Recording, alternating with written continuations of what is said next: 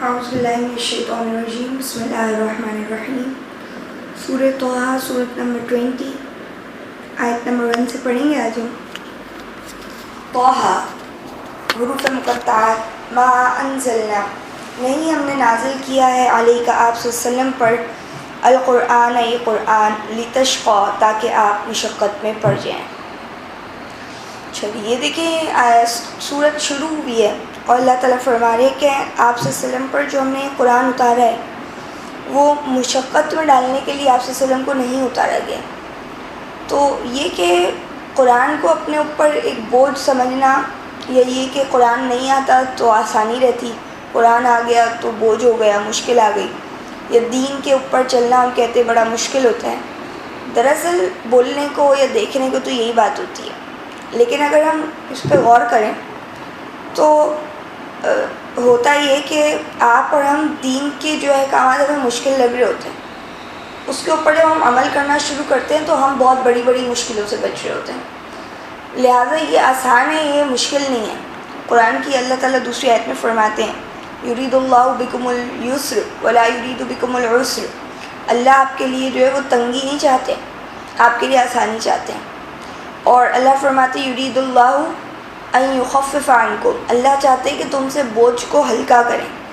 انسان جو ہے وہ بڑا ضعیف پیدا کیا گیا، بڑا کمزور پیدا کیا گیا، تو اس لیے کہ قرآن جو ہے ہمارے اوپر کوئی مشقت نہیں ہے، نہ ہی آپ صلی اللہ علیہ وسلم پر تھا، بلکہ یہ تو ان کی شرح صدر ہو گئی قرآن جب اترا، ان کی تو بوجھ اتر گئے جب قرآن اترا۔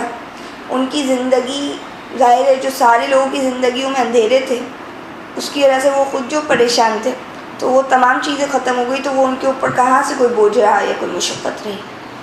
آیت نمبر 3 پڑھتے ہیں الا تذکرۃ، سوائے یاد دہانی لمن یخشی، اس کے لیے جو ڈرے۔ کیا کہتے ہیں کہ یہ تو صرف اس کے لیے یاد دہانی بنے گا قرآن جو ڈرتا ہے اللہ سے، تو جو اللہ سے نہیں ڈرتا اس کے لیے یہ قرآن جو ہے نا اس کی نصیحت کوئی فائدہ نہیں دیتی۔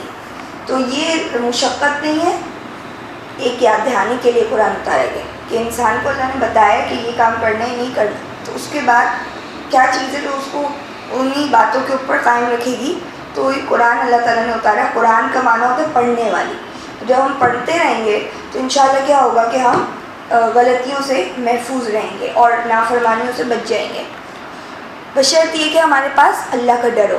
آیت نمبر 4 تنزیلا، نازل کیا جا رہا ہے ممن، اس کی طرف سے جس نے خلق الارض، زمین کو پیدا کیا، والسماوات العلی، اور بلند آسمانوں کو۔ کیا فرماتے ہیں؟ کہا کہ یہ نازل کیا جا رہا ہے اس ذات کی طرف سے جس نے زمین اور بلند آسمانوں کو پیدا کیا ہے۔ یعنی یہ کوئی چھوٹی موٹی ذات تھوڑی ہے، یہ قرآن کوئی عام کتاب کی طرح تو نہیں ہے، اس کی جب اس کا تعلق ہی ایسی ذات سے جڑتا ہے تو یہ پھر کتاب کتنی اہمیت کی حامل ہے۔ اور پھر دیکھیں اس طرح سے اللہ کا تعارف بھی ہو رہا ہے۔ اگلی آیت پڑھتے آیت نمبر 5 الرحمن، رحمان علی العرش استویٰ، عرش پر جلوہ فرما ہے۔ وہ رحمان جو عرش کے اوپر جلوہ فرمائے۔ اب عرش کا مطلب یہ نہیں کہ اللہ عرش پہ بیٹھے ہیں، یعنی اللہ کے جلوے ہیں، اللہ کے احکامات جو ہے وہاں سے صادر ہو رہے ہیں، اس کو وہ عرش کہا جائے، یعنی اللہ کی قدرت، طاقت۔ آیت نمبر 6 لہو ما فی السماوات، اسی کے لیے ہے جو آسمانوں میں ہے، وما فی الارض، اور جو زمین میں ہے، وما بینہما، اور جو کچھ ان دونوں کے درمیان ہے، وما تحت الثری، اور جو کچھ مٹی کے نیچے ہے۔ اسی ذات کے لیے تو ہے جو آسمانوں میں ہے، جو زمین میں ہے، جو ان دونوں کے درمیان میں، اور جو مٹی کے نیچے ہے۔ یعنی آپ دیکھیں کہ کس جگہ پہ اس کی قدرت نہیں ہے، اس کا ہاتھ نہیں ہے، تو اس ذات نے یہ قرآن اتارا ہے آپ صلی اللہ علیہ وسلم کے دل پر۔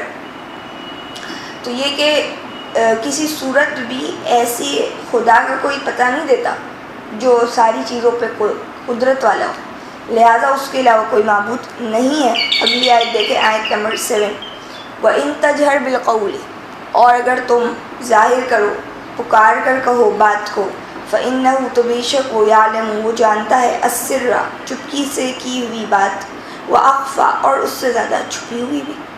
کہہ رہے ہیں اگر تم بات کو ظاہر کر دو تو اللہ جانتے ہیں، اللہ تو چھپی ہوئی بھی جانتے ہیں، اور اللہ چپکے سے کہی ہوئی بھی جانتے ہیں، اور اللہ چھپی ہوئی بھی جانتے ہیں۔ تو اگر کوئی اپنی بات پکار کر کہے تو بھی اللہ جانتے ہیں، اور جس طرح سے کہے وہ بھی اللہ تعالیٰ جانتے ہیں۔